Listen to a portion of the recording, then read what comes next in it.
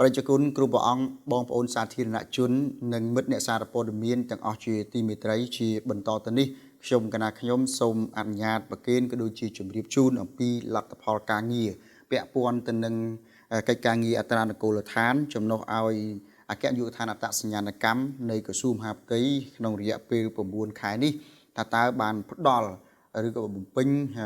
ការងារទទួលបានលទ្ធផលកម្រិតណាទី1ការងារចុះបញ្ជីអត្រានុកូលដ្ឋានគ្រប់ប្រភេទជូនបងប្អូនប្រជាពលរដ្ឋគឺបានចំនួន525029បញ្ជីហើយគិតជាចំនួនមនុស្សគឺមានចំនួន73613នាក់ស្រីចំនួន359,428នាក់បាទគិតពីខែសីហាឆ្នាំ2002រហូតមកដល់ថ្ងៃទី31ខែកញ្ញាឆ្នាំ2025ការចុះបញ្ជីអត្រានុកូលដ្ឋានគ្រប់ប្រភេទជូនបងប្អូនប្រជាពលរដ្ឋគឺបានចំនួន21,917,796បញ្ជីហើយគិតជាចំនួនមនុស្សនោះគឺមានចំនួន23,552,598នាក់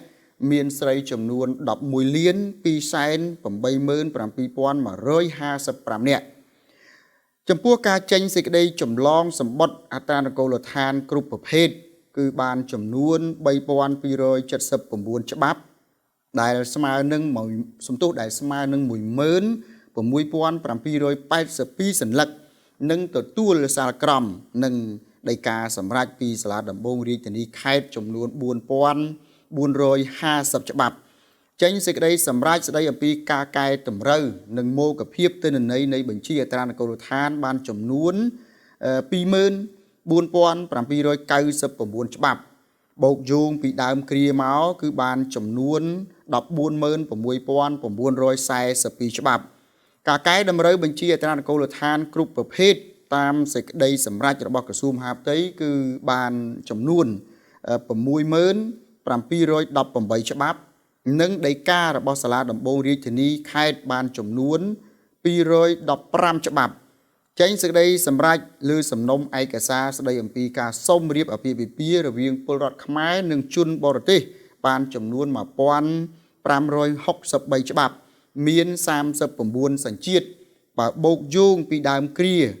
មកដល់ពេលនេះគឺបានចំនួន27,395ច្បាប់គិតត្រឹមខែកញ្ញាឆ្នាំ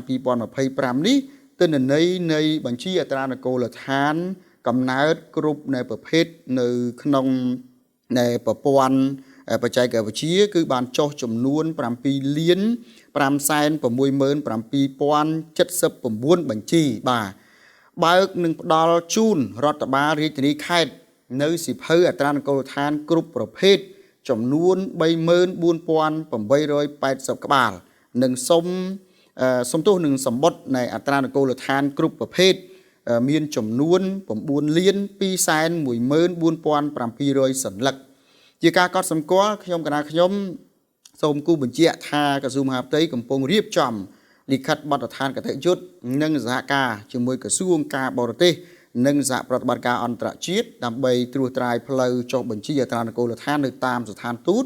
ស្ថានកុងស៊ុលក្រៅប្រទេសហើយអាចចាប់អនុវត្តនៅក្នុងឆ្នាំ2025នេះទៅបាទទន្ទឹមនេះក៏បាននឹងកំពុងរៀបចំកែលម្អនិងពង្រឹងការផ្តល់សេវាកែតម្រូវទិន្នន័យនិងមោគភាពបញ្ជីអត្រានុកូលដ្ឋានឲ្យមានភាពងាយស្រួលនិងឆាប់រហ័សផងដែរនេះគឺជាការផ្តល់នៅសេវាប្រចាំថ្ងៃរបស់បងប្អូនប្រជាពលរដ្ឋទាក់ទិនទៅនឹងការងារអត្រានុកូលដ្ឋានដែលមានសម្បត្តិកំណើតបាទមានសម្បត្តិអាពាហ៍ពិពាហ៍មានសម្បត្តិមរណភាពមានសភៅគ្រួសារមានសភៅស្នាក់នៅជាដើមកិច្ចខំប្រឹងប្រែងរបស់មន្ត្រីគ្រប់ជាន់ថ្នាក់ទាំងអស់នឹងបន្តដោយឆន្ទៈទោះបីជាមានការខ្វះខាតដោយប្រការណាមួយ